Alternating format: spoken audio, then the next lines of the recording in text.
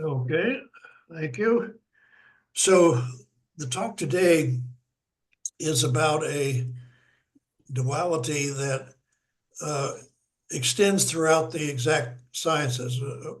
It's a sort of, I would call it metaphysical mathematics or mathematical metaphysics, something like that. And we're going to develop it through to the level of quantum mechanics. There's also extensions into the life sciences, but that's not part of this talk. So here's the sort of big picture of mathematical metaphysics. And the duality is given several names, elements or distinctions, or its and dits. Its are the elements in subset, and dits are what make up a partition. So the form of the duality in category theory is between sub-objects and partition or quotient objects. But we're going to start off with the logic of subsets and the logic of partitions. So since subsets and partitions are dual in a category-theoretic sense, you have these two dual logics. Logic of subsets is the standard Boolean logic. It's almost always presented as just propositional logic, which is only a special case. And so I'll comment on that, but the main point is to present the logic of partitions and then to go through the rest of the sequence here. So the sequence on the its side of the duality is pretty well known. And so the main problem is to develop this other dits or distinction side of the duality. And so that gives this new form of logic, this new foundation for information theory, but it is nothing's new in category theory. Category theory duality encompasses both sides of the duality, and it's the most abstract mathematical formulation of the duality. So it's got a solid mathematical basis. And in fact, we're going to explain where category theory duality comes from, the reverse the arrows duality. And then if we get a little metaphysical and talk about forms of creation, cosmology, you'll see there are two forms, ex nihilo creation or the Big Bang theory. And then we'll end up in physics, contrasting on the subset side, the fully definite classical mechanics, and then quantum mechanics as based on the notion of indefiniteness. So that's the chart of how the talk will proceed, and I will take note as each part is finished. So let's start with the logic of partitions. So any textbook these days on logic starts off with what's called propositional logic. And that is a special case of what should be characterized, Boolean logic, as a logic of subsets.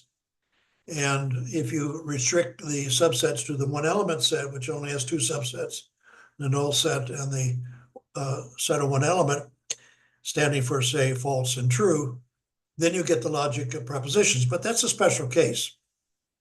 And the general notion of validity of a formula is that a formula always evaluates to the top of the logic of subsets, the lattice of subsets, or Boolean lattice, if you wish, which is the whole universe set, regardless of what subsets you substitute for the variables.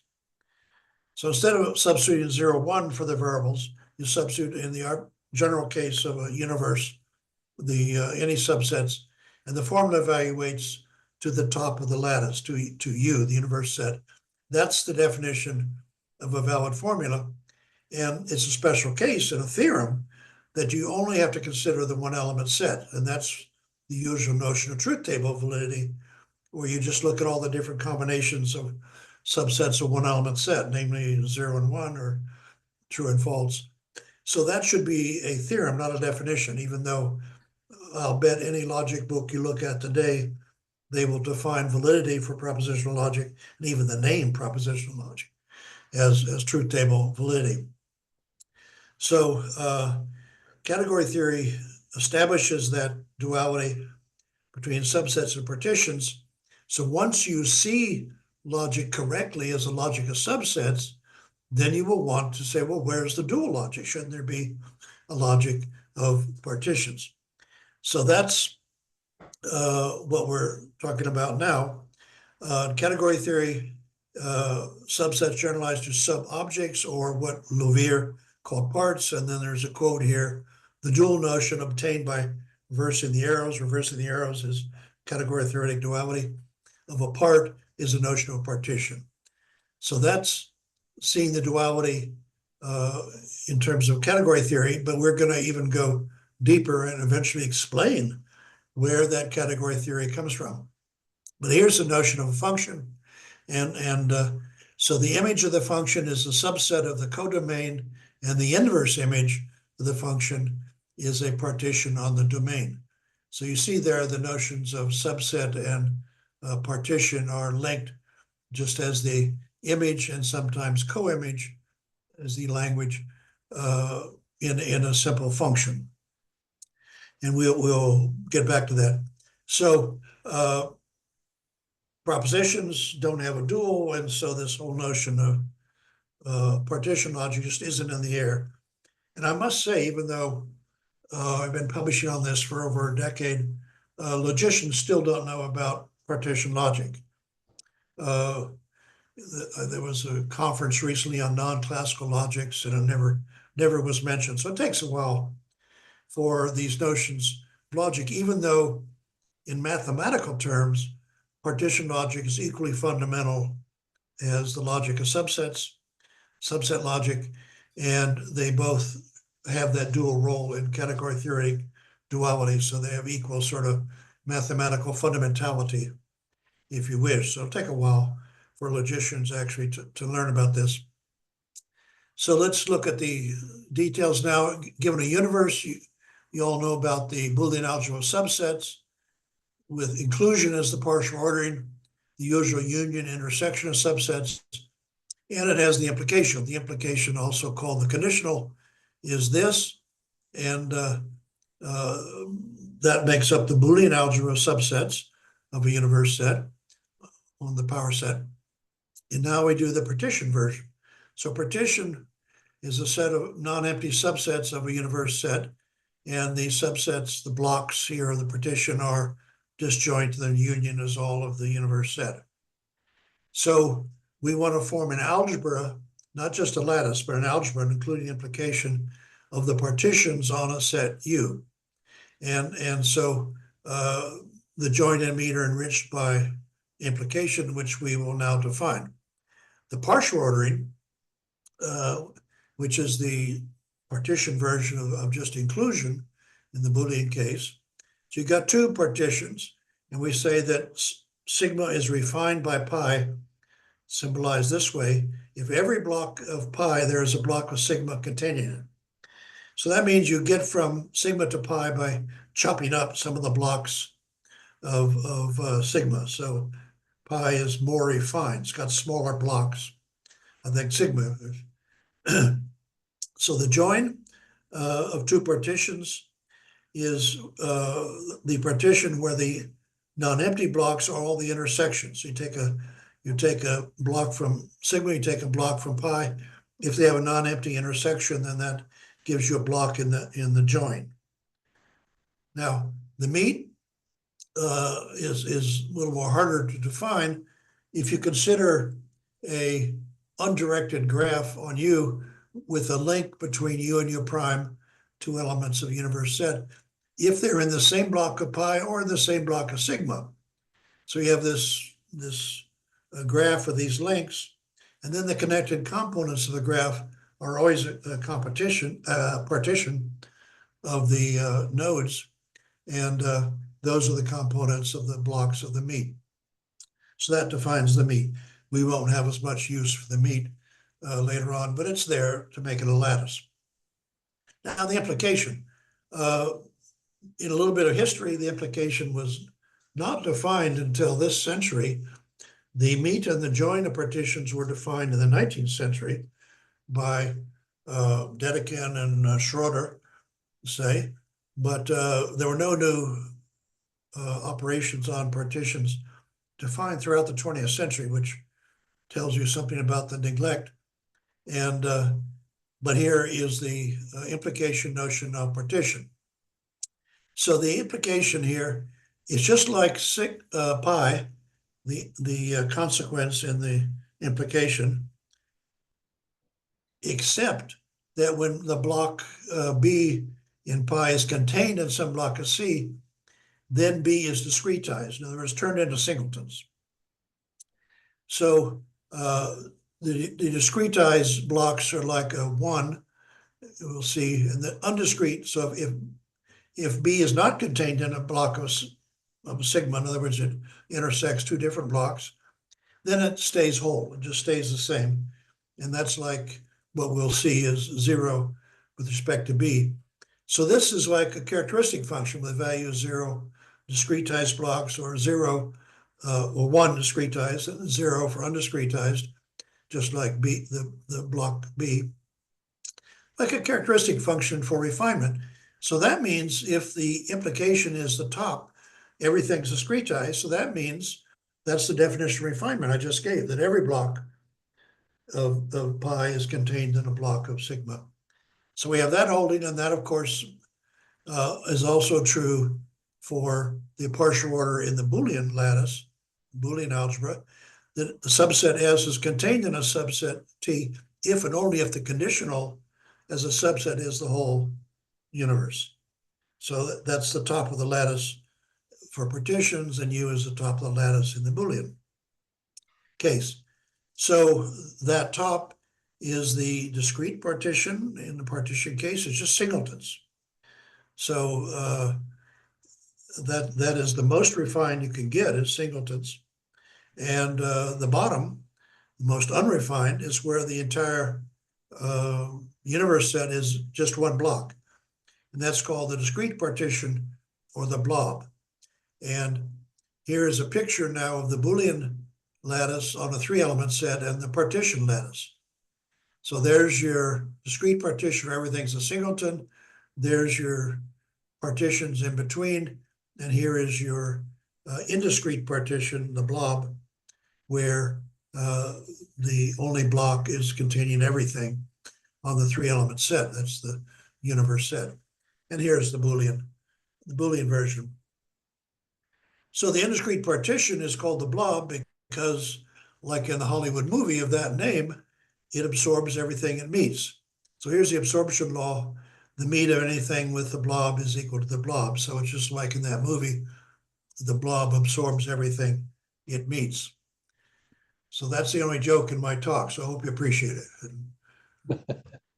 All right. Now we're going to tautology. So you have these two logics, and we just use the same formulas in the language of join or meet and implication. And so a subset tautology is any formula that evaluates to the top using the subset operations, regardless of which subsets are assigned to the atomic variables. And correspondingly, a partition tautology, any formula which always evaluates to the top, the discrete partition, regardless of which, and this is, of course, using partition operations on the atomic variables, regardless of which partitions are assigned to the atomic variables. So you have a complete analogy here between the standard subset logic and partition logic. And it's easy to prove that every partition tautology is a subset tautology.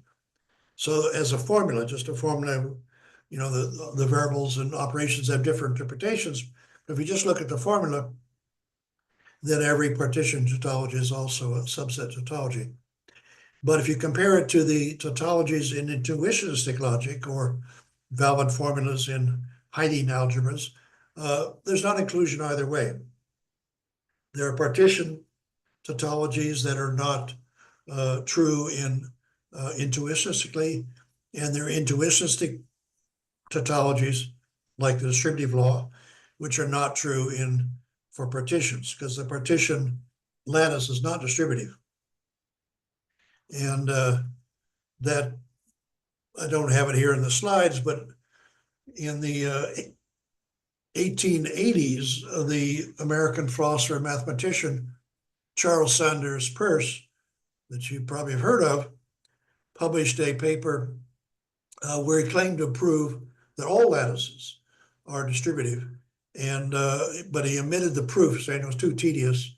And the European mathematicians immediately pointed out that this lattice here of just 3 elements partitions is not distributive. So the American mathematics took a shot early on, but we've been trying to catch up. Now, it's early days for partition logic. I just published a book I'll show you, but there's huge open questions. We have a decision procedure for valid formulas in propositional logic or subset logic, but we have no decision procedure yet for partition tautology. So there are certain subset of the ordinary tautologies, but we don't have a way to single them out, decision procedure. And also we don't have a Hilbert-style axiom system for partition tautologies, and which would need a completeness proof for that axiom system. I published a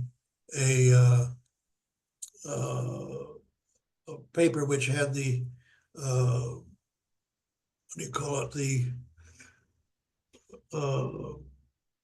other type of system where you have tables in one formula leads to another formula, and a completeness proof for that. But we don't have that's not a normal Hilbert-style axiom system. So we got a lot of ways to go. Here's a book that just came out on the logic of partitions with a couple of applications, namely to information theory and quantum theory. But that is available through Amazon. The publisher only publishes on demand, and so they gave it to Amazon, and Amazon apparently publishes it on demand. So in terms of our big picture, here is we've now covered the logic of partitions in a very sketchy form.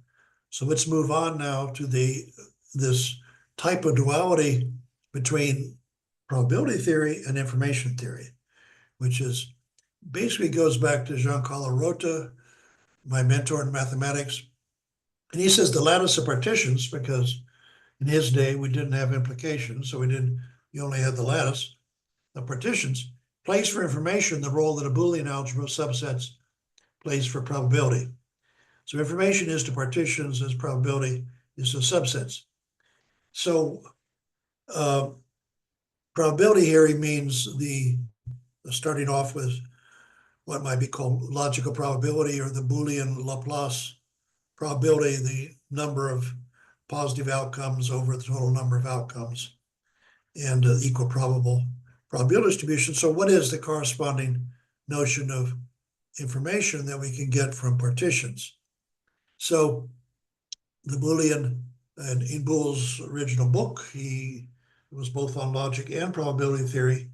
And so the probability of a subset, an event, this is with equal probable distribution, is the number of elements normalized. So Rota, in his Fubini lectures published after he died, said, well, probability is a measure on the Boolean algebra events that gives quantitatively the intuitive idea of a size of a set. So that's the cardinality of S here. We may ask by analogy for some measure which captures some property that will turn out to be, for partition, what size is to sets. And Rota didn't have the answer to that. And but the answer is that corresponding notion is the notion of a distinction or a dit of a partition. A dit of a partition is an ordered pair of elements in different blocks. So the role of partitions is to distinguish, and the pairs of elements that are distinguished are the pairs that are in different blocks of the partition, or if you think of it as an equivalence relations, in different equivalence classes. So they're inequivalent by the equivalence relation. So here is a table where we show that the elements of subsets, which I call its, are parallel to the dits, the distinctions of partitions. So the partial order in the Boolean lattice is inclusion of elements. All elements of S are elements of T. And the partial order we just defined before, refinement, is exactly the same as just the dit set. Dits of sigma are included in the dits of pi. So remember, pi was made by chopping up the blocks of sigma, so it's going to have more distinctions. So all the distinctions of sigma were already there, and you get more in general with the more refined partition pi. The join in the lattice of subsets is just the union, the elements of each one, and the join in the partition, sigma versus join pi, is just a union of the dit sets. So we see here the dits operate just like elements. The top of the lattice of subsets is all the elements. The top of the lattice of partitions is all the distinctions. That was just where every block was a singleton, so you have every possible distinction is there. You can't distinguish something from itself, but you can distinguish from all the others, and that's the top. And the bottom is no elements, and the bottom in the partition lattice is no distinctions. Remember, everything is blobbed together, so there are no distinctions. So you get a complete analogy here, which tells you that its are to subsets as dits are to partitions. So that answers Rhoda's question as to how to measure information. That it's the number of distinctions, normalized. So the definition of logical information that follows from Rhoda's reasoning is that logical entropy is the number of distinctions in a partition. Is the logical entropy of that distinction normalized. Then you can do a little work on it here, and eventually you see that it's 1 minus the probability of each block squared. So you're taking out the probabilities of non-distinctions or indistinctions, ordered pairs of elements are in the same block. But you can also, it's equivalent to the product of the probabilities of different blocks. And this is J not equal to K. So each pair of blocks occurs twice here, notice, because I didn't say J less than K, but J not equal to K. So that's an important thing to remember. And if you just have a probability distribution and then the logical entropy is just the same 1 minus probability squared, or just the product of the probabilities where the indices are not equal. So that's the definition of logical entropy, and it's just the normalized number of dits, just as probability started off with the normalized number of its. So you have the two sides of the duality there, and then each one is developed in great detail and in greater generality, but that's where it all starts, is in that duality between its and dits, or elements and distinctions. So here's the graph of logical probability. We're subtracting off, so here's the probability distribution. We're subtracting off the products. So if you have a unit square, you just take out these diagonal squares, and each side is symmetrical, and it's half the logical probability. So the logical probability is the sum of these two sides, and you see how each element is, each product is counted twice here on the sum of the two sides is the total logical probability, or logical entropy, excuse me. So this formula is not new. It goes back to the turn of the 20th century. Coronado Gini, famous for the Gini coefficient of income inequality, but he did a book with all sorts of other indices, and the formula for logical entropy was the index of mutability in his book. So he didn't give any same derivation, so I'm just giving the logical entropy, logical information derivation of an old formula that's been around for quite a bit. Now, how do you interpret it? Well, if you take one draw of the universe set, then the probability of the probability of a subset is a probability of one draw from the whole universe of getting an element of S.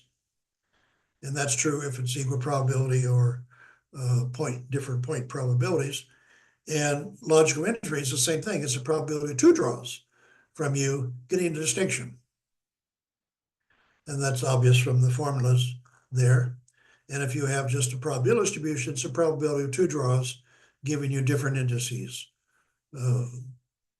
So we have simple interpretations of logical entropy, quite different from the Shannon entropy, not to mention von Neumann entropy in quantum theory. So logical information is the quantitative version of the logic of partitions, because you saw that the role that distinctions or dits played in partitions, and this is just a quantitative version. So just as probability starts off as a quantitative version of size of subsets, so logical information theory starts off with a quantitative version of distinctions, normalized.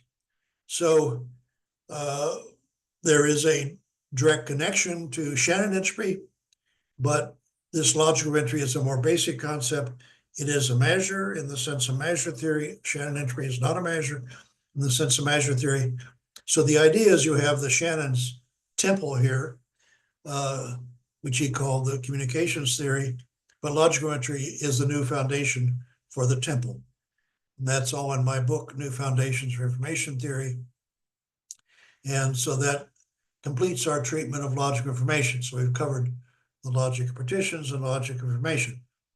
So now let's turn to a little more technical treatment, but really showing where the duality of category theory comes from in this more elementary duality of its and dits.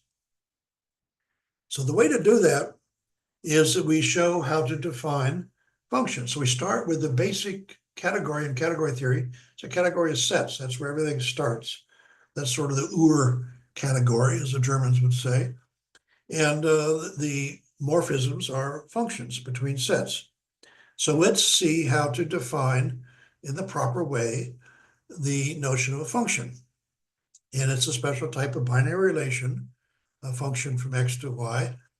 But we're starting off with just the notion of a binary relation preserves or transmits elements if for each element x, there's an ordered pair in the relation so that it has some y in the ordered pair. So each element in x goes to some element y, is connected to some element y. And a binary relation reflects elements instead of preserves them. So this is going in the opposite direction. For each element of y, there's an ordered pair for some x. So those are two notions. Then we say a binary relation preserves or transmits distinctions if for any pair, two pairs, xy and x prime, y prime in the relation, if the x's are different, then the y's have to be different. So that means if you've got a distinction between your x's in your domain, then they're related to y and y prime, then y and y prime have to be different too. If it preserves distinctions and it reflects distinctions, now going the other direction, same if for any pair, if the y's are different, then the x's have to be different. So then distinctions are reflected back from y to x. So this is the logical way to approach the definition of a function. And a function is usually said, well, it's defined everywhere in single value. But that is not the way to define it. Defined everywhere is the same as preserves elements. That means every element x was related to some element over in y, and being single valued is the same as reflecting distinctions. So the insightful definition or logical definition of a function is a binary relation that preserves elements and reflects distinctions. That's the same as defined everywhere and being single valued. And then you have those two other, I find four notions. You have two other notions. What about preserving distinctions? And what about reflecting elements? Well, if it preserves distinctions, that's an injective. And if it reflects elements, that's surjective. So this way to formulate the notion of a function is really the natural language to define morphisms in sets, to define functions, and including the special types of injections and surjections. So if you define a function as saying it's a relation that's defined everywhere in single value, that gives you no sense of duality. So that just stops there. But if you define it this way, then the notion of duality is natural. So the usual definition has no hints of duality, but the its and dits definition, the proper way to define it, says duality just interchange its and dits, like in plane projective geometry, which everybody I think has heard of. 2 points determine a line, 2 lines determine a point, and if you have any proof in terms of points and lines, and you interchange points and lines, it's also a proof. So the same thing holds here, that its and dits definition, you just interchange its and dits. So here we have here's a function, binary relation that preserves its and reflects dits. And if we interchange its and dits, we get the notion of a cofunction, the other side, binary relation that preserves dits and reflects its. So that's a cofunction is like goes in the other direction. And in the opposite of a category of sets, usually the morphisms in the opposite category, same sets are the objects, but the morphisms, people just think of, well, it's like a function turned around. Yes, but that's a concrete morphism. It's not an abstract morphism. It's a binary relation, a cofunction that preserves distinctions and reflects elements instead of the opposite. So for every binary relation that is a function, there is a binary relation called F opposite in y cross x that is a cofunction, and it is obtained by interchanging its and dits, or equivalently, just interchange, preserve, and reflects. You can see the directionality of the function is given to you by the preserves, that's the direction of the function, or reflects is the opposite direction. So preserves and reflects both give you the same direction. And if you interchange preserves and reflects, it just reverses the arrow. And this is where the reversing the arrow duality comes from in the category of sets, and then is the same in the categories of structured sets, all the groups and rings and modules and fields or in vector spaces, and then is abstracted in abstract category theory. So here's the equivalent definition: interchange preserves and reflects, and you get the same definition. So we have even two ways, not just interchange points and lines like in projective geometry, but you can interchange its and dits, or you interchange preserves and reflects, and you get the same notion of a cofunction, which is a concrete morphism in the opposite category. Then for all the universal constructions in sets, if you interchange its and dits, it interchanges each construction with its dual. So products are turned into coproducts, equalizers into co-equalizers, and in general, limits and co-limits, so that one can verify all that, but we don't take time here. So this is the concrete way to turn around morphisms in the category of sets, namely functions, to get cofunctions, which are concrete morphisms that just reverse its and dits, or reverse reflections and preserves. So this is how this language, conceptual language in the category of sets, is written. And abstract category theory just abstracts those definitions. So this is our fundamental duality in terms of its and dits, or elements and distinctions, underlies the duality in the category of sets, or the categories of structured sets, and then it abstracts to the general definitions in abstract categories of turn around the arrows, reverse the arrows. So that is the fundamental thing in category theory that gives you the sort of the woof and wharf of mathematics throughout this duality that originates down here at the fundamental duality between its and its, or elements and distinctions. So we've taken care of these two things in sketchy form. So now let's do a little metaphysics or cosmology here and see the two different notions of creation. Now, the older forms of metaphysics, going back to Aristotle, talked about substance and form, or matter and form sometimes.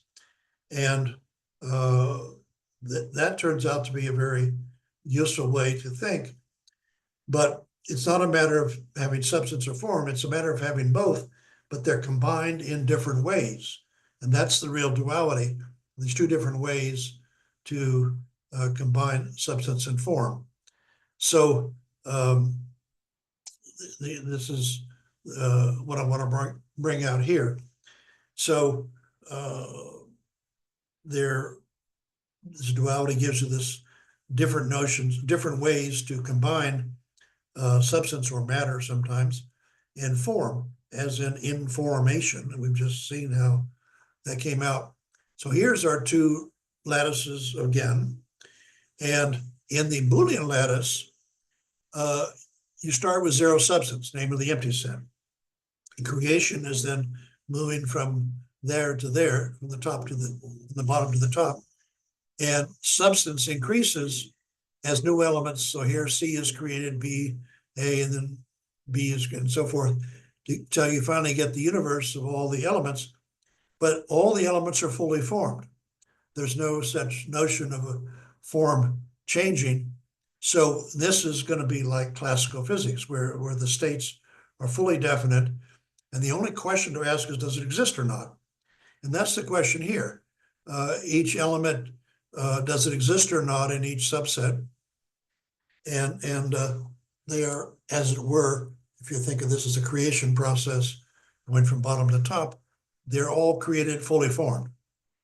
The opposite is true for the partition matrix. So instead of having no substance at the bottom, you've got all the substance, but without any form. It's all blobbed together in this blob partition. And then the substance is increasingly informed by making distinctions. And we saw distinctions as the basic notion of information as distinctions, the measure of number of distinctions in a partition, until you get to the top. And now the top is essentially the same as over here, but all the states are distinguished. So the substance is there all the time, but it gets more and more distinguished by being informed, by more information being embedded in it, until they're all fully distinguished.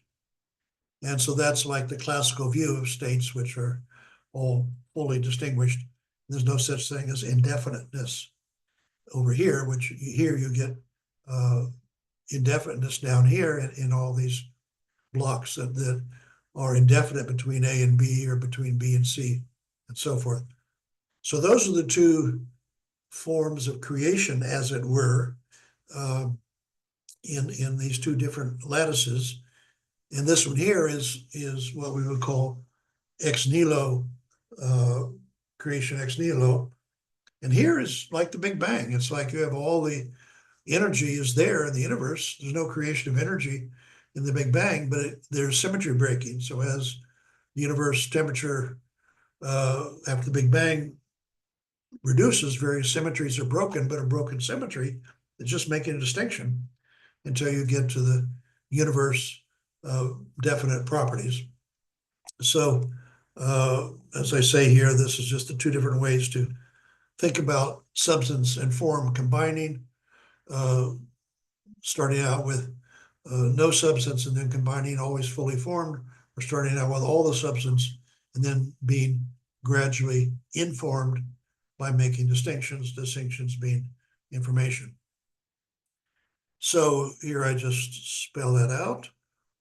And so you really end up same place, the universe of totally distinguished elements, but two different ways, two different creation stories, the ex nihilo story and the Big Bang story, to get from bottom to the top.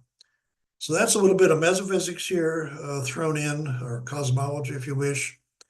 But now we move on to our main topic, aiming at is the difference between classical mechanics with fully definite states and quantum mechanics with indefinite states. So start with classical mechanics. So think of it as a definite world, where making a paraphrase of the old joke about turtles all the way down, we can say the classical view of physics is that states are definite all the way down. And this was captured in Leibniz's principle of identity of indiscernibles, quoting here, if two elements are distinct, there's always some property applying to one, not the other, to distinguish them. Hence, if they're indistinguishable, they're the same thing. And Immanuel Kant put it this way, everything, however, to its possibility further stands under the principle of thoroughgoing determination, according to which among all possible predicates of things, insofar as they're compared with their opposites, one must apply. So if you dig down far enough, you'll find some predicate that will separate two things. And if there is none, then they're the same thing. They're indistinguishable. They're identical. So this is the vision, and it's basically the common sense version of reality. We don't have, in ordinary reality, we don't have any sense of ontological indefiniteness. We have, indefiniteness of knowledge, or looking through a camera lens and things aren't focused. But the reality out there is not unfocused. It's not indefinite. You just have to focus your camera. And so classical physics very much accommodated our common sense view of reality, whereas quantum physics, which fundamentally involves objective indefiniteness, is what is so mysterious to us. So we turn to that.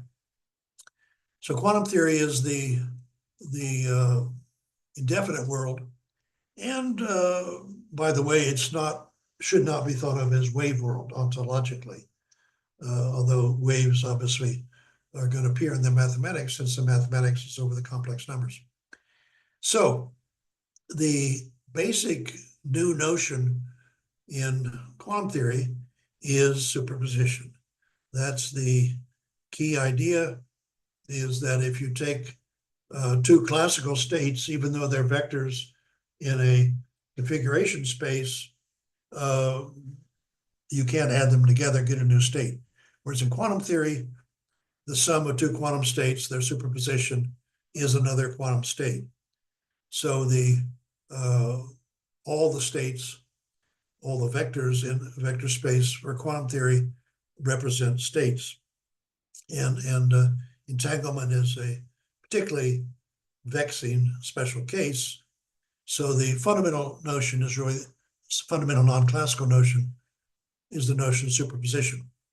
So we have to create here a notion of indefiniteness. And the usual image for superposition is like the sum of two definite waves to get another definite wave. So here we have two definite waves here, and then we have the sum of them combined. So this is the way water waves or sound waves or any sort of matter waves combine, and that is the wrong imagery for superposition. And so what we have to do is to start with a different notion of superposition, and different from the classical one. And unfortunately, the usual classroom demonstration of the double slit experiment is with water waves, and the water wave hitting the two slits and then interfering with each other. And a water wave, as it were, is going through two slits. And that is very misleading. That is not what happens in quantum mechanics, because those are matter waves, actual ontological waves, and they do add two definite waves, add to give you another definite wave. But the notion of superposition in quantum theory should be thought of differently. So it's not simultaneously in two different states, as here you're adding, in some sense, this superposition, which is like in electromagnetic theory, the superposition is not like objectively indefinite between the different states. So here is Dirac making this point that the whole notion of wave mechanics is misleading. Sometimes the name is sometimes given to quantum mechanics. Important to remember, however, superposition occurs essentially different in nature from that occurring in any classical theory, and that means electromagnetic theory or water waves or sound waves, any other sort of matter waves. In fact, by the fact that quantum superposition principle demands indeterminacy. So this is indeterminacy, meaning when you make a measurement, there is a indeterminate outcome, probabilistic outcome only, in the results of observations in order to be capable of a sensible physical interpretation. The analogies are thus liable to be misleading. So this is saying if the waves and wave mechanics are not ontological, they're there mathematically, but they're not to be interpreted as matter waves represented by water waves in the ripple tank demonstration in elementary physics class. So the math is not wrong. I mean, complex numbers are the natural mathematics for waves, like alternating currents and all that. Polar representation of a complex number is an amplitude and a phase, which is wave talk. So the imagery is wrong only as an ontology. And so I have to give you a different ontology for how to interpret superposition. So if quantum mechanics is not about waves, then why does it need the complex numbers? Because the complex numbers is the natural mathematics for waves, as I just mentioned. And that's because the complex numbers are algebraically complete extension of the reals. The reals are not algebraically complete. So if you tried to do everything over the reals, then your real valued observables, namely your Hermitian operators, which are your observables that have real eigenvalues, would not have a full set of eigenvectors. And you need a full set of eigenvectors throughout the normal mathematics of quantum theory, the resolution of unity and so forth. And the eigenvectors in general will have complex components. So the interpretation of wave mechanics is a misleading artifact of using Hilbert space over the complex numbers, where the complex numbers are needed not because they want to represent waves, but because they're algebraically complete, and thus you can get a full set of eigenvectors, eigenvalues. So instead of, I guess what we need is that Hilbert space illustrates the math of partitions, indefiniteness, definiteness meaning where things are distinguished from each other, indefiniteness when they're in the same equivalence class. And so quantum math is better thought of as the physics of particles in indefinite states. So the so-called wave-particle duality should really just be thought of as indefinite versus definite states. And so the interpretation of quantum mechanics superposition, not as the addition of waves, but it should be thought of as a state that is indefinite where the superposed states differ. So you have a bunch of things that are different and you're combining them, and then so that gives you a state that where they differ, you're indefinite. It doesn't say this one or that one, it's indefinite between them. And so superposition is indefiniteness on the differences. But you might see immediately, well, where those things are the same is where you abstract. You ignore the differences and you say, well, all these things are alike in this way, and thus you're abstracting from them. So superposition is really just the flip side of abstraction. And so you think of superposition as like the glass half empty, and the flip side of abstraction, which is definiteness on where they're the same, like the glass half full. So here's an image. Here you have two things that are superposed, this plus sign here. So here is the superposition, the plus, is where they're indefinite on where they differ. The differences on the labeling of these sides, and the labeling of these two equal angles in the isosceles triangle. So those labels go away. Those are like question marks now. But where these two are the same, if you were to abstract and say, what's the commonality between these two things. It's the two A's, the vertex and the side A. So it's not equal to this sort of adding the two definites together like in a matter wave like this. Another example taken from homotopy theory is think you've got a base point here and you've got a ring, an annulus they call it, and you want to look at all the paths that go around the ring once, clockwise. And in the fundamental group of homotopy theory, this would be the number one, the homotopy group of a ring. But each specific path going around is coordinatized by the unit interval. You have a map from unit interval to the thing.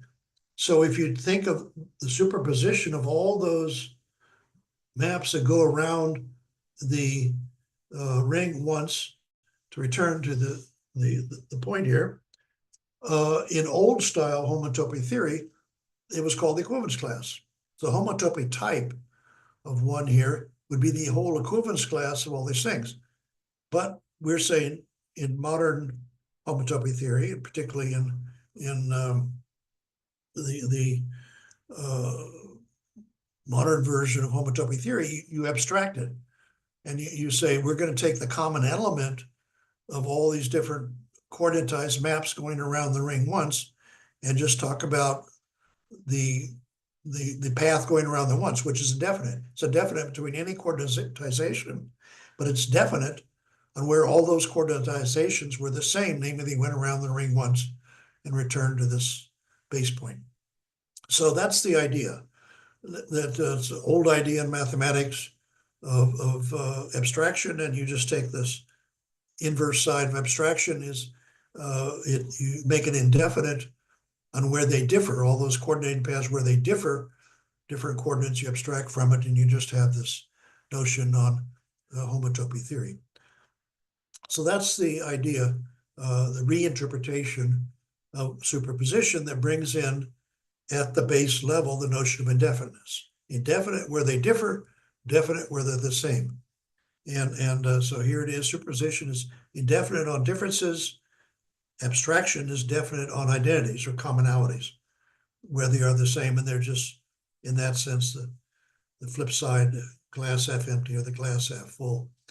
So that's the reinterpretation of superposition in quantum theory as indefiniteness, not as the addition of two definite waves to give you another definite wave. And that's key to understanding where we're coming from here, because the notion of indefiniteness and differences all it comes out of partitions.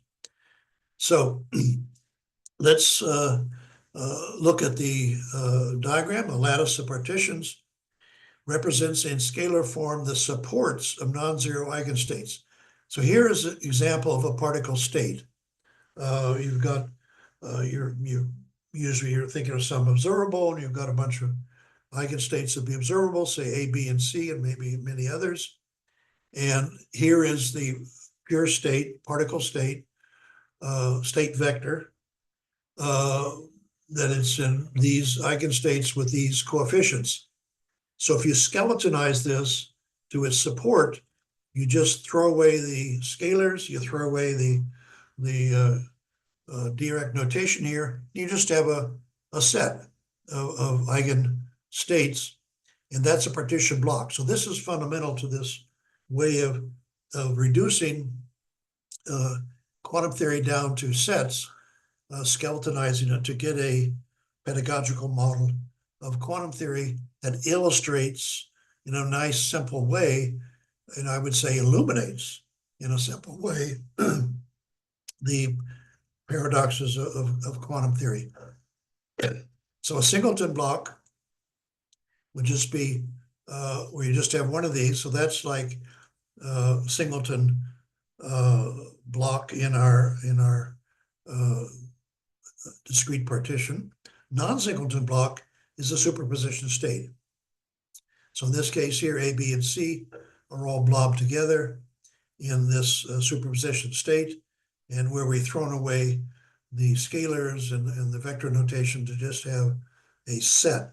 So we skeletonize or reduce to sets the all that information in the quantum state to get sort of a skeletonized version where we can really illustrate in simple terms the notions in quantum mechanics.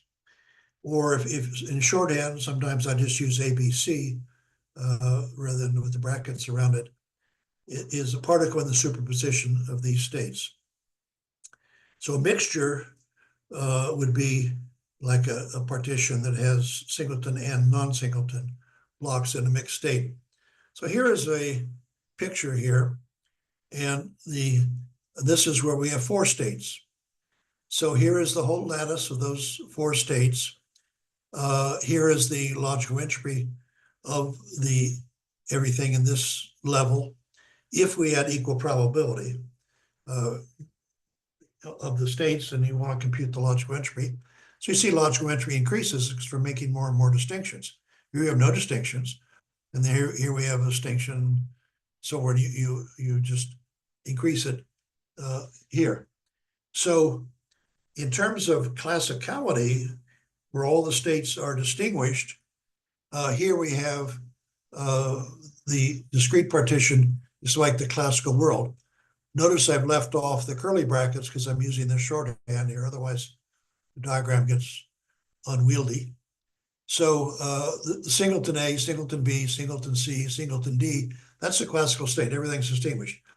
And you can think of this as like an iceberg where what you see, what we experience, is fully distinguished states. We don't directly experience superposition states. Someday we may be able to control quantum reality well enough we can actually see a superposition state in some sense. But here are all the partitions that represent mixed states, which include, they're all mixed states, but they all include some superposition. So they're not the classical thing here. And at the bottom here is the pure state, using now the mixed state, pure state version from quantum mechanics. The pure state is the blob at the bottom, where everything is blobbed together. So this is the quantum world. This is the underworld that we don't see. And the interpretation of quantum mechanics that I'm proposing here is one in which we have ontically indefinite states. In other words, we have all this underworld that we don't directly see. We think in terms of the classical world, and for a century now, people have tried to interpret quantum mechanics in terms of the classical thinking, the Copenhagen interpretation, even the wave Bohmian mechanics and so forth, all want to stick to classical notions as much as they can. But I'm suggesting that the reality is that we do have objective indefiniteness. And so if you skeletonize all the quantum states in a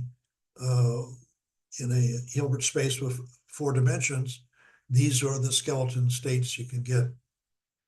So this is the quantum underworld that most people, like Heisenberg, Shimoni, characterize in terms of potentia, that the superpositions are potentially like A, B, and C. If you do a measurement, then it turns into actual states, A, B, and C, one or the other. And then they think of the realized states that come out of a measurement as actualities. I think that language is unfortunate because the point is that superposition states are just as actual. So the real difference is not potential states versus actualities, but superposition states versus singleton states or definite states. And Margenau and Hughes and a whole bunch of others have the same idea, but they use different language. Instead of saying these states in a superposition are potential, they say that they're latencies. So they're like latent in the state, and then they get actualized you do a measurement. So I'm suggesting that that ontology language should not be applied to this ontology. Just think of all these states are definite, or are actual, but only these are definite and these are mixtures of definite and indefinite states. So the top partition here, discrete partition, so you have only the self pairs or the indistinctions, since something can't be distinguished from itself. That's what, as it were, represents classical reality, because there are no superpositions. So if there are no superpositions here, then it's like the classical Leibniz or Kant thing I gave you before. So you actually have a version of that in partition logic. So if you have two elements of the universe and they're indistinct by the discrete partition, then they have to be identical. And that's trivial mathematically, because the indistinctions are the self pairs. So if U and U prime are indistinct by the discrete partition, the classical partition, then they have to be the same. It's a self pair. So that's the law of identity of indistinguishables in partition logic. So we even get a representation at the skeletonized level of sets of the classical reality here, like the tip of the iceberg that we see. So continuing now with quantum mechanics, we want to do the skeletonized version of quantum states, quantum observables, and quantum measurements. So those are the three things that need to be sort of accounted for. So here we're going to do the skeletonized version. So we have a four-dimensional space, as it were. So the universe is just four. Think of these as four eigenstates, as it were, and think of these as the probabilities of the state. So they add to one. And here's the partition. And so you have the block probabilities. You add together the probabilities here, and you get the block probabilities, 7/12 and 5/12. And to each block, we can define this, the ith entry in the vector with these entries, if ui is in the block and 0 otherwise. Then you take the projection here, take that vector times its transpose to give you what's called a projection here, and you multiply it times these block probabilities here, and you get a density matrix that corresponds to this partition. So we're translating the language of this partition with these probabilities and all that into a density matrix, which is a way of representing states in quantum mechanics. Remember, we've got to account for the set version of states. So here we have a partition, here we have our density matrix. And what this does, it represents the indistinctions of our partition and the distinction in terms of zeros and non-zeros. So let's look at the partition. So what are the distinctions of the partition? Because this says distinctions have to be zeros. So distinction would be A and B are distinct because they're in different blocks. A and D are distinct because they're in different blocks. And here you are. Here's A and B, and here's A and D, because the rows and columns are obviously A, B, C, D. So they're different. And then remember, it's also the other way around. So B is distinguished from A, D is distinguished from A. So your matrix is symmetric. So this 0 here is symmetric, and this 0 is down here. We have A, D, and A. And then the indistinctions are the non-zero elements. So they're here, the non-zero elements. And they are the set versions of what in quantum mechanics are called coherences. So this is where, so for example, this says that A coheres with A, of course, because it's the same thing, but A also coheres with C.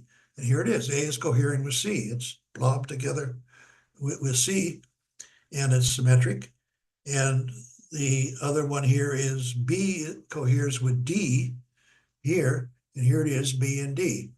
So the indistinctions where they cohere together are represented here by the non-zero entries. So this is true in general density matrices. The non-zero entries represent, non-zero off-diagonal entries represent coherences, and it means the coherence between the corresponding diagonal elements. So this root of 1/12 combines A and C, or if you think of it as 1/3 and 1/4, and it's the square root of their product, 1/12. So all the properties of the partition here are represented in the language of density matrices, which is the language, one of the languages you can use in quantum mechanics to represent states. And you might say, well, where are the probabilities of the blocks here? Well, they're the eigenvalues. So the eigenvalues of this row, the density matrix, are 5 12s, 7 12s, and 0s. So the eigenvalues of a density matrix have to add to 1 because the sum of the eigenvalues is always the trace, which has to add to 1 because these are probabilities. So the two block probabilities reappear as the eigenvalues and the rest are zeros. So here we have like a dictionary to translate ordinary Hilbert space math and quantum theory with our partition math, where we have an arbitrary state here. Here we have a state of a partition. These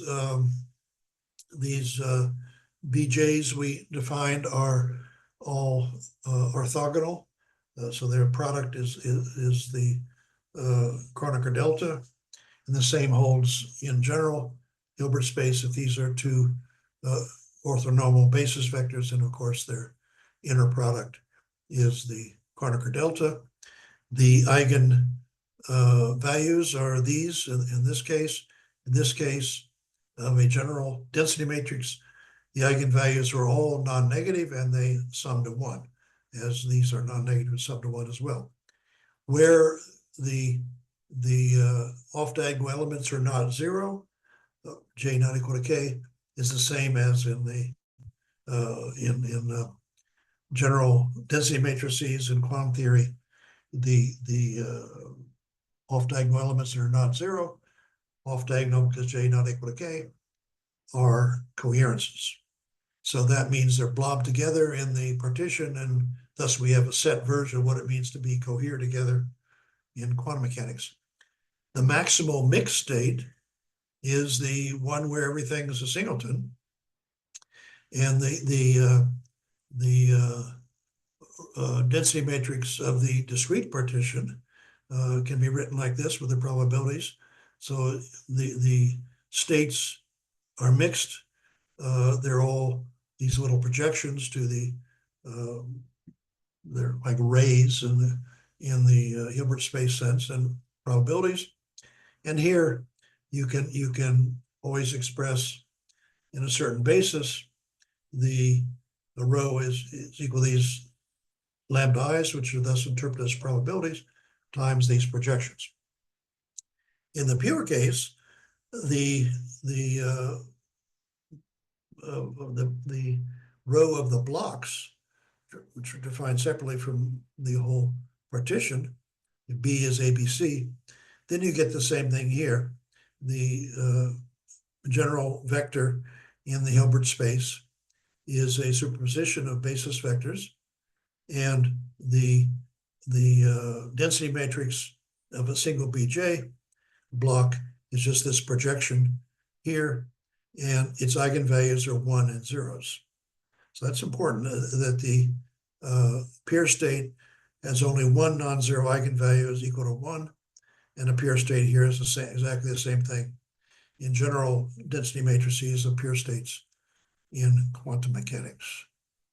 So that's our treatment sketched of how to treat quantum states in the set basis and in the Hilbert space basis using this common language of density matrices. Now we move on to observables.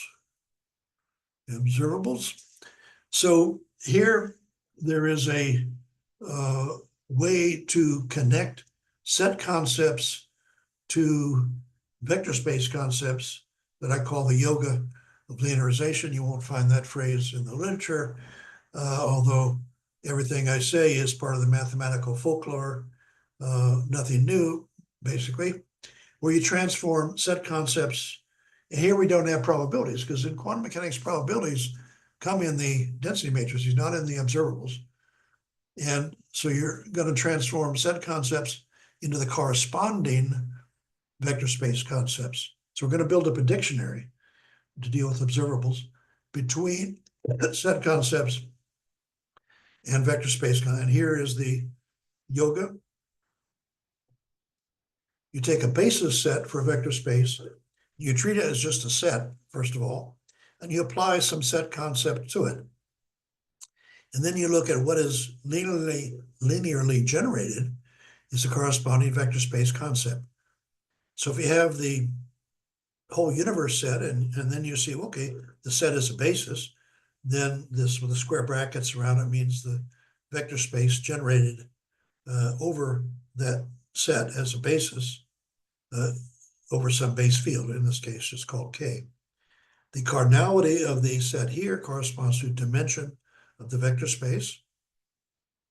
If you have a subset, then the subspace generated by it, so you take a basis set, you take a subset of it, that generates a subspace. So subset and subspace are corresponding notions, very obvious to everyone.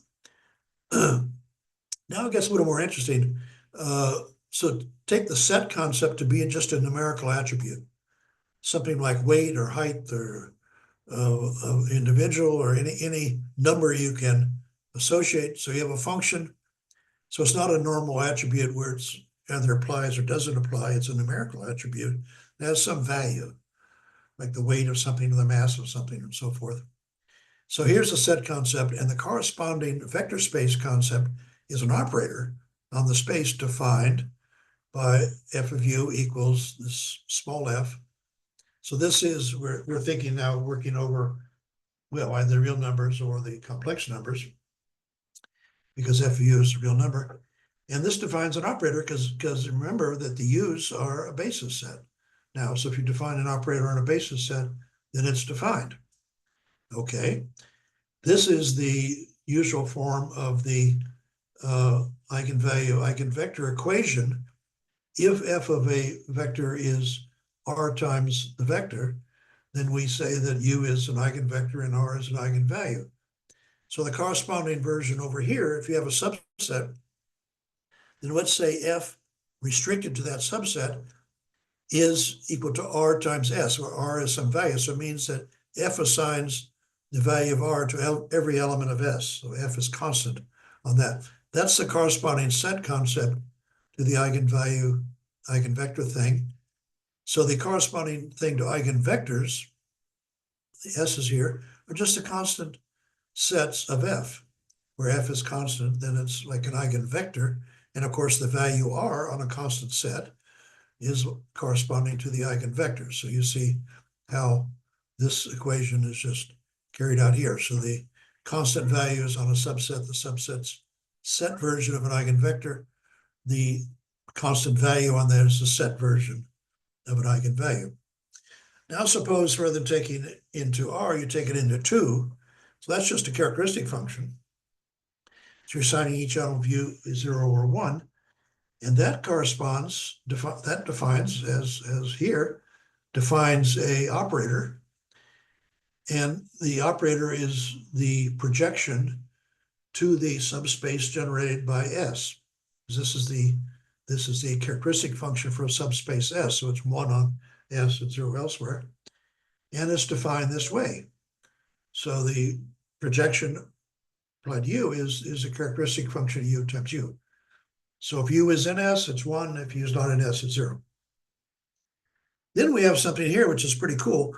So we see that characteristic functions correspond to projections. And we have in our vector space case, we have a spectral decomposition of the operator in terms of the eigenvalues times the projections to the eigenspaces. The eigenspaces being all the eigenvectors corresponding to that eigenvalue. You sum it up, That gives you a representation, the spectral decomposition of the operator. And we have for any function, like a function here into the reals, into essentially any ring 0, 0, 1, the sum f is just the sum over all the r in the image, r times the characteristic function of that inverse image. So if you bring in an how do you define the value on u? So you bring in an element little u, the characteristic function gives it a 0 or 1. If it gets a 1, it's times r, and that's where it should be because it's a characteristic function of the inverse image of r. If it gives it a 0, then it's a 0.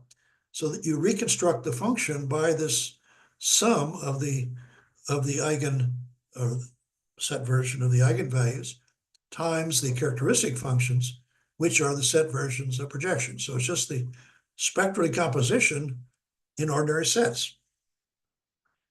And the set of all constant sets would be just the power set of F inverse R, and that corresponds to the eigenspaces corresponding to that eigenvalue. So we have a dictionary here of set concepts and vector space concepts that, so how all these notions that occur in quantum mechanics, you can actually do the set versions of them and thus get a very simple skeletonized version of what's going on. Now, so then the next question is, well, we have all this, what about a partition? We don't have here a partition yet. So what is the vector space notion of a partition? Well, you go back to our definition. You got a basis set U, and you define a partition on the basis set. So it's divided up into blocks, and then what is generated? So each block generates a subspace, and so you have a set of subspaces then of the vector space, and what characterizes those spaces is their direct sum decomposition. So the vector space notion of partition is a direct sum decomposition. And remember, direct sum decomposition of vector space, the idea is that every vector in the vector space has a unique representation as the sum of vectors from the spaces in the decomposition, in this case, eigenspaces. So if we have another set partition here, sigma, and this is the blocks in the thing, then these blocks will generate the eigenspaces of the function we defined by the same f. So, and the vector space is just the direct sum of those vector spaces. So this direct sum is the vector space version of a partition, and of course in an ordinary partition, all these sets, all the blocks are disjoint, so I'll show you the disjoint sum here, which is the direct sum over here. So that's the set version of a direct sum decomposition, which is like the set of eigenspaces of an observable is a partition. Okay.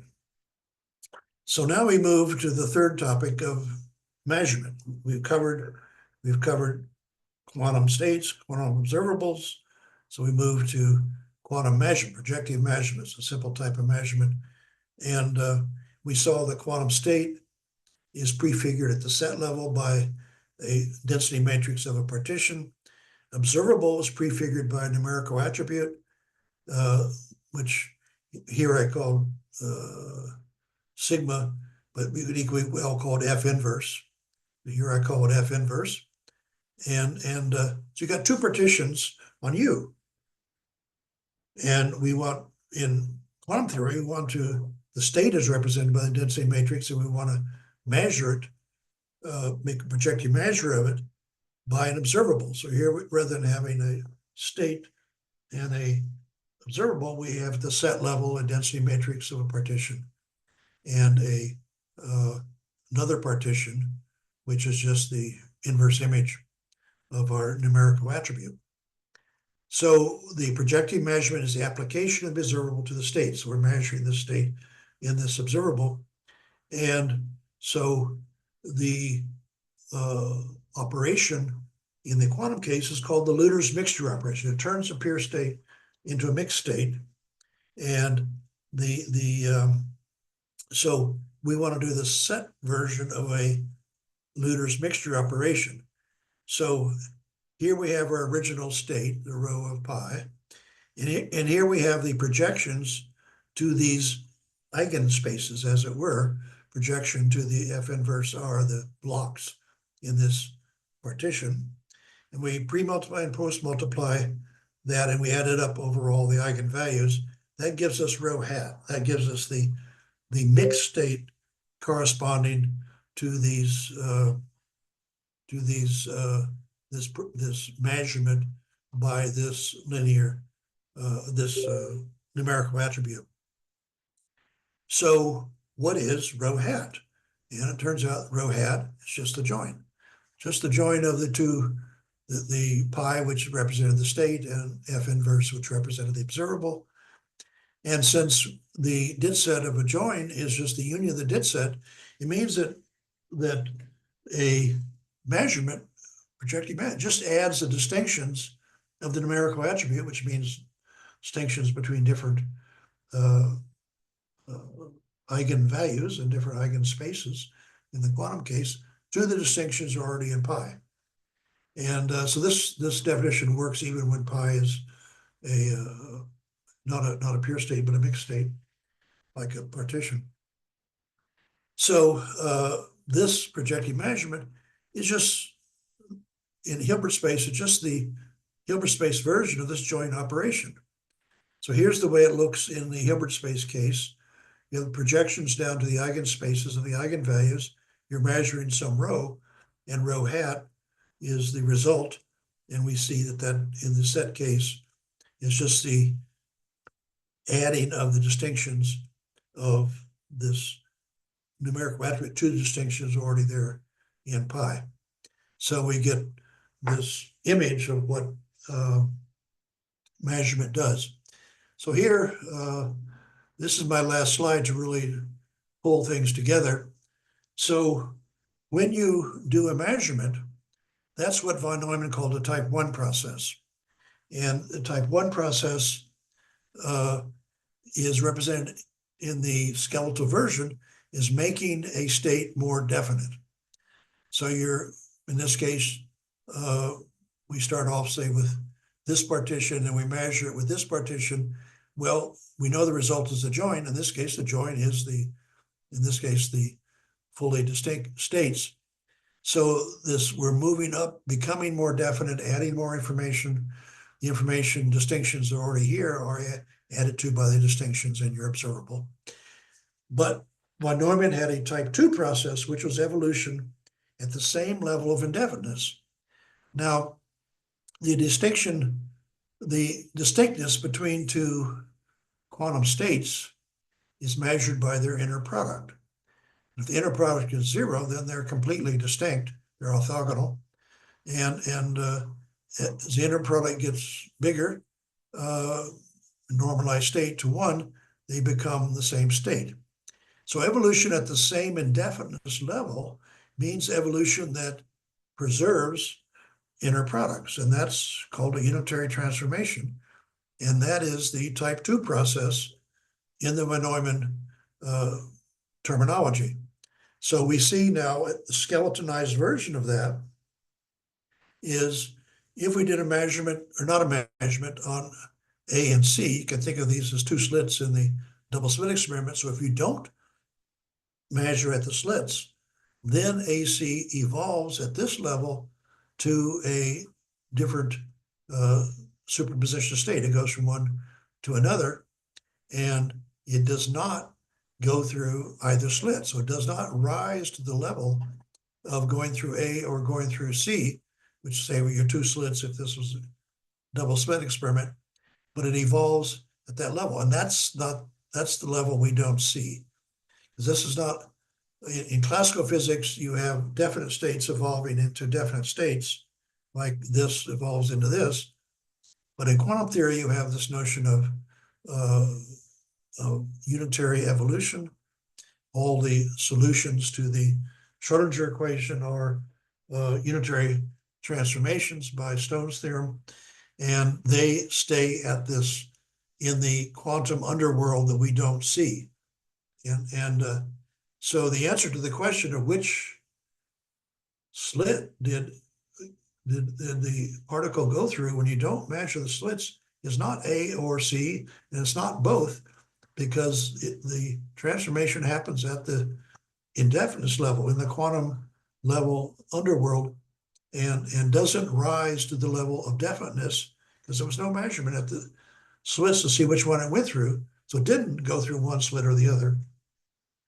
And that answers sort of the fundamental question that one needs to answer is, in the double slit experiment where you don't measure at the slits, how does the particle get from one side to the other of the barrier?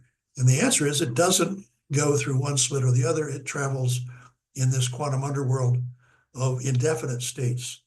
And so you can't say it goes through one slit or the other. It evolves in a superposition to another superposition.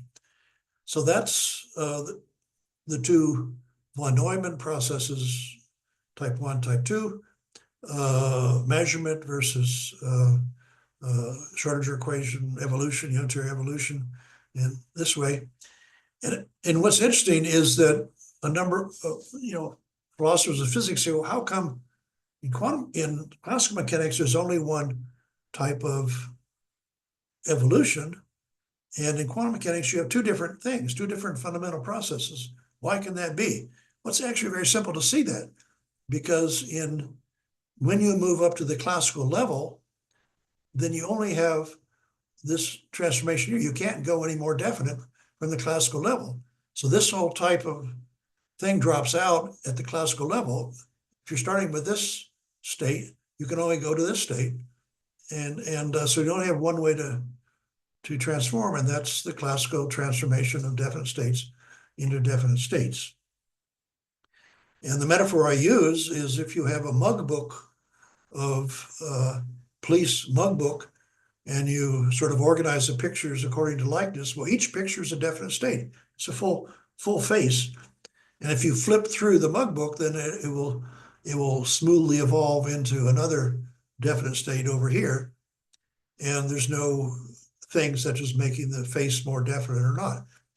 But if you have a police sketch pad starts with a very indefinite state of a face, and then you add on definiteness until you finally get to a realistic face. And so the police sketch pad is like this.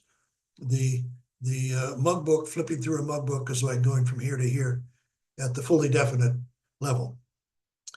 Now the other question is, well, what is measurement?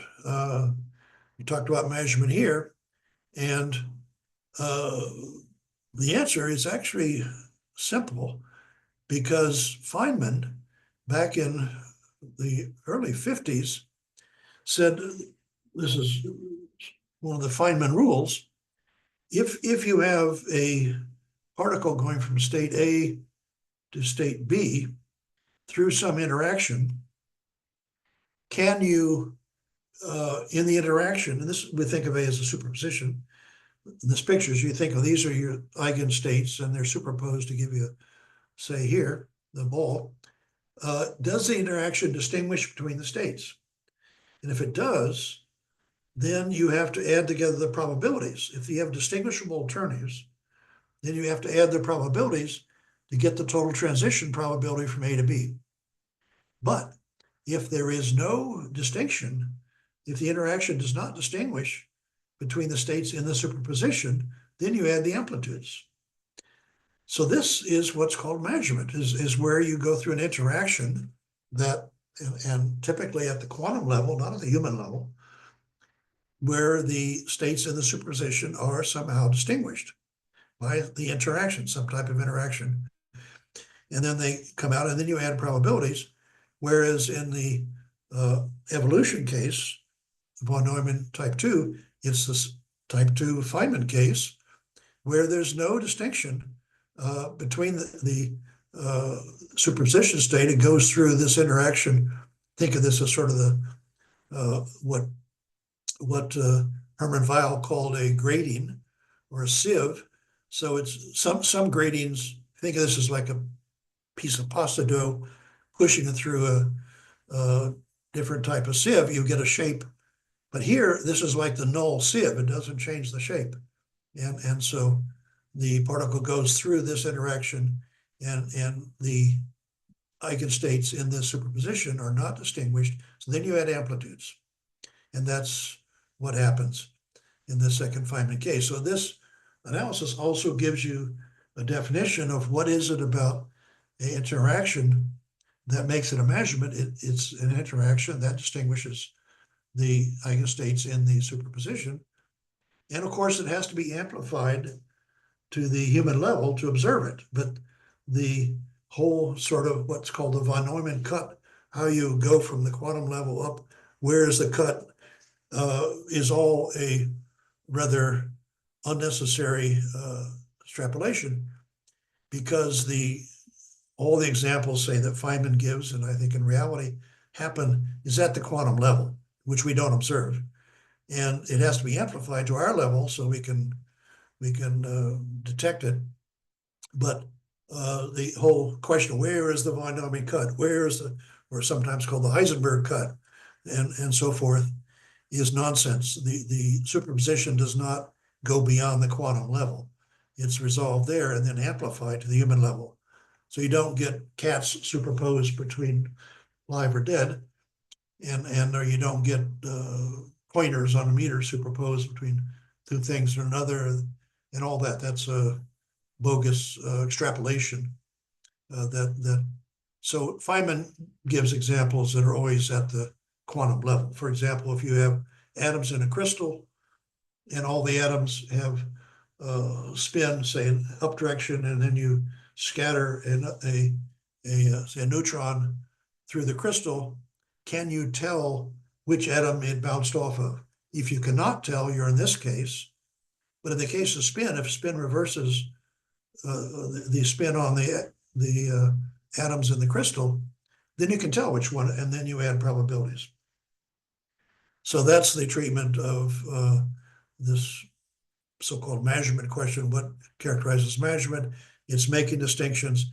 And Feynman essentially gave the right idea back in the early 50s, in 1954 paper on probabilities in quantum mechanics, that the difference between the cases are whether you can distinguish or you can't.